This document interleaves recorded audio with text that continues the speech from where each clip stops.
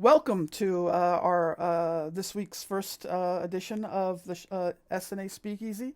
And I think that we have a very, very timely topic here because not only in Japan but around the world, people are suddenly having to adapt to new working styles. I think I saw something like 20 or 25% of the world is now under lockdown of one form or another. So now suddenly these sort of video conferencing and working remotely has become a major topic, and people are suddenly trying to figure out how to make it work as best as possible. And we've got a great guest to discuss this topic, Rochelle Kopp.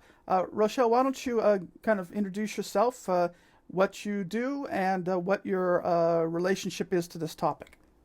Certainly. So I'm a management consultant, and I also do some teaching. And I my specialty is working with Japanese organizations and also foreign firms that have operations in Japan. So a lot of things related to the cultural differences as well as human resource type issues. And so this is a topic that really hits both those categories, I think. In generally speaking, how radical of change is it to work culture to begin to move more towards teleconferencing and teleworking for most organizations, let's say white collar organizations? Well, I would say that there's a huge difference for Japanese organizations compared to ones in other countries. And in places like the US and Europe, it's become very typical for companies to have people work at home either all the time or part of the time. And I would say the majority of companies are offering that. However, in Japan, up until this current coronavirus crisis, less than 20% of companies allowed teleworking. So it was not something that anyone other than those 20% were really used to. So it's a much more wrenching kind of change or prospect of change here in Japan. Yeah, I was aware of that obviously before this crisis ever came up. We are talking about trying to reduce stress on the transportation system because of the Olympics, and for many many other reasons. Why does it make sense for people to come in from Saitama or wherever for a couple hours and be exhausted by the time they get to work, and get home at 9 p.m. or whatever it is they get home at. Right. So this has made sense in Japan for a long time. So where is this reluctance coming from? Well, I think there's several different issues, and I looked actually into a survey from the Ministry of Information and Communications, and the number one barrier that firms themselves saw was they said, we don't have any work that's appropriate to be done at home, which is sort of an interesting question because there's lots of things that I think in other countries would be considered appropriate to be done at home that is not possible or isn't considered to be feasible in a Japanese organization. And a lot of that is because there are still paper-based processes. There's been words in the last few weeks as more people have been trying to work at home in Japan that there are some people who still have to go back to the office every few days because they have to hanko pieces of paper. Yeah, And I so read that article. Yeah. yeah, there's that type of thing happening. There's so many paper-based processes. There's so many computerized things that still can only be done in the office. They can't be accessed from a remote location. So it's not so much that the work can't be done remotely, is that it's not set up to be done remotely. Well, I guess that means that we need to back up a step and ask that question, which many foreigners have long shaken their heads about. I have sitting next to me here a fax machine. Why is it that Japan is so reluctant to move from the 20th century paper-based economy to the 21st century digital age? It's a very interesting and complicated question. And I think part of it is that the people who make the decisions who are older are not so comfortable with those technologies, right? I was talking to a over 50 Japanese individual today who, despite all the things that have been in the media, had never heard of Zoom. right? So there's just a lack of information, lack of familiarity. Also, if you look at statistics, Japanese companies lag behind their counterparts in other countries on investment in information technology. So they're just not spending the money on the systems and the infrastructure that would make a lot of these things possible. So, and they cost money, and so if you can just keep using the thing that you've always been using, right? Another big issue for Japanese firms is that a lot of the software that they do use is legacy systems that were specifically built for that company. And so those ones, if it's one that was made 20 years ago, for example, or in some cases more, there's no way you can have it be on the cloud, right? It's not even compatible with that remote work type way of doing things. And it's not easy to configure it for that. Now, for a lot of work processes, today companies in the US or Europe use a lot of cloud-based solutions. However, Japanese firms tend to be very wary of those solutions. And I can't tell you how many of my clients I've talked to who, their company IT department won't let them put Skype on company computers, for example. And they're in the thought of putting something in Dropbox or using something like Basecamp is completely anathema to them. And so there's this feeling among a lot of Japanese companies' IT departments that those things have poor security and they're scary. Now, at least for me as a consumer, I know that your typical cloud-based, well-known, reputable company in the United States has a raft of specialists who are ensuring the security, because if they were not secure, they would immediately lose all their customers and go out of business. And so it's a pretty high priority for them. And I tend to trust their ability to do that better than just an average company's IT department. But I feel like it's partially the risk aversion of Japanese firms and like, oh, we're worried about this and let's not do anything that might have a risk. I also feel like it has to do with the amateurism that you often see in Japan in these staff areas. As you know, Japanese companies move people around from department to department, and often the people who are running the IT department are not IT professionals. Right. And so they don't have deep value. I'm not deep value, I'm sorry. Well, they don't have deep value, but they don't have deep knowledge, right? And so if you don't really know at a deep level that area, you tend to be very conservative because you don't want to make a mistake. And so I feel like a lot of those people in Japanese IT departments, they're like, oh, the security is bad on cloud, or we can't do that. They probably don't really understand it very well, and they're just reacting against it, is my theory on that. I think that makes a lot of sense. When I was a university lecturer in Kitakyushu, as we were just talking about before we started, all the staff of the university, the library, everything was city bureaucrats who get transferred around at different years. And I called it the eternal amateur system. Just to make, as soon as somebody begins to learn a little bit about how to do their job, they're off to a completely different section, which, they're starting basically from zero again. Right. And so you don't get institutional knowledge that builds up, but you also don't get individual expertise that builds up. And when you're dealing with things that are as complex as IT, that's a big problem, I think.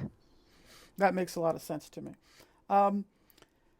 Is there any difference that you've seen between sort of the big major companies that everybody's heard of and the smaller and medium-sized industries? Or is there a difference you're aware of between different industries? I mean, for example, are there some industries which are sort of more hidebound in their use of 20th century technologies?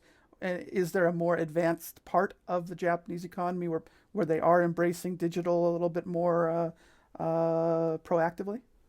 Well, I would say your little startups are all trying to act like Silicon Valley firms, and they're pretty nimble, and they've started from a cloud base, and they're very hip to that. So those companies I definitely see being that way. You're seeing some large Japanese companies kind of get with the program and I see a lot of ones that are in the more of, they make IT related equipment or they have more savvy. So Hitachi is one I'm familiar with that does a lot more cloud based and is a lot more kind of nimble in that sense. Um, I feel like the companies that, the larger ones that are more traditional are older companies and perhaps in financial services or other sectors where there's a lot of customer data. That customer data, I should mention, is also a thing that makes a lot of Japanese companies leery about doing things off-site. The idea is if we're handling customer data, we have to have high security, so we have to do it in the office. And I was having a Twitter conversation a little while ago about, I was complaining about being on hold for 2 hours with Japan Airlines, and one of my Japanese Twitter followers said, well, don't be so hard on them, that's work that no one can be doing at home and it's got to be hard for them right now. And I'm like, call center work is work that no one can do at home? Tell me more about that, because actually in the United States, call center work is one of the types of work that is viewed as the easiest for people to do at home. And then most call center people, or a lot of call center people in the US are home-based. And so I thought that was very strange. And his explanation was, well, everyone knows customer data heavy work, like the call center for an airline, they couldn't possibly do it at home. And I'm like, well, why not if you've got decent security set up? But that's the big if, right? And you have to have someone who understands what the security setup, they have to understand it well enough to be confident in it, right? So a lot of those types of things just end up being done in the office. And so companies that are doing a lot of that type of work have trouble sending people home. Okay. Well, everything we've said so far was sort of like the pre-COVID-19 situation. So now we're facing this very interesting crisis. And like we said, it's a global issue. I mean, it's not simply Right. Japan right now, where companies are having to figure out how to do their work as much as they can, how they can function in a situation where potentially we're going to have hard lockdowns pretty soon. And let's just, for the sake of this conversation, assume that this is going to come soon, that there will be in Tokyo and other major urban areas a lockdown where people simply will not be allowed to go into the office for many of these companies. Is this the point where, the Japanese giant tanker begins to suddenly turn and say, okay, well, now we can't avoid it anymore. We've got to embrace these new technologies? It's a really good question, and I'm sort of torn in my own mind. Part of me that's very optimistic that this is going to be like the black ship moment, that we're going to see Japanese firms wake up, and because they have to. The less optimistic part of me says that there's a lot of Japanese companies that just can't do anything differently than how they're doing it, and they can't figure out how to have people work at home, and they're just gonna, be like deer in the headlights, and they're not gonna know what to do.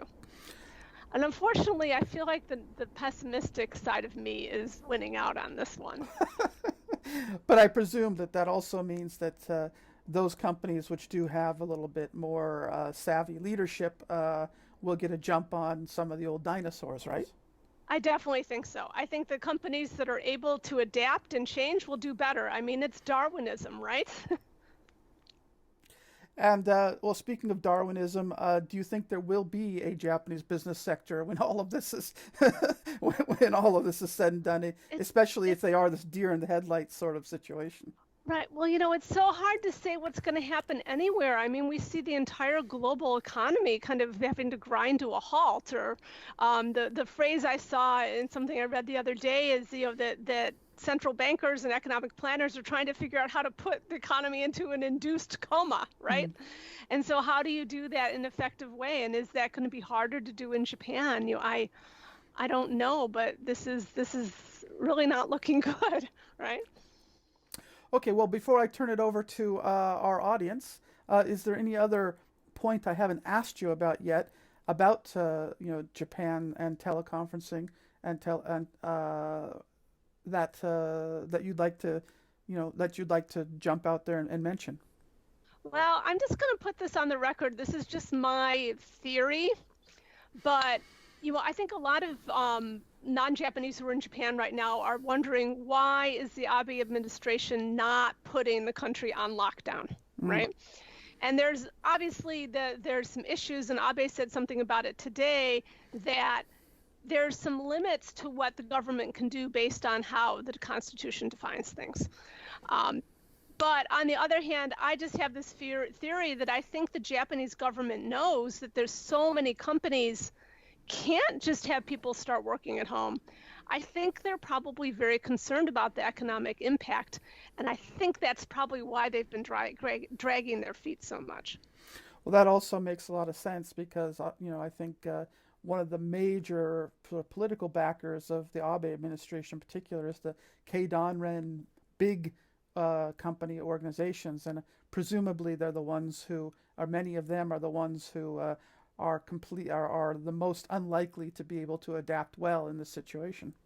Exactly, yeah. And I'm sure a lot of people are saying, oh my God, don't tell us that we can't have people come into work because we can't operate that way, right? All right, excellent. So I am going to open up the chat box.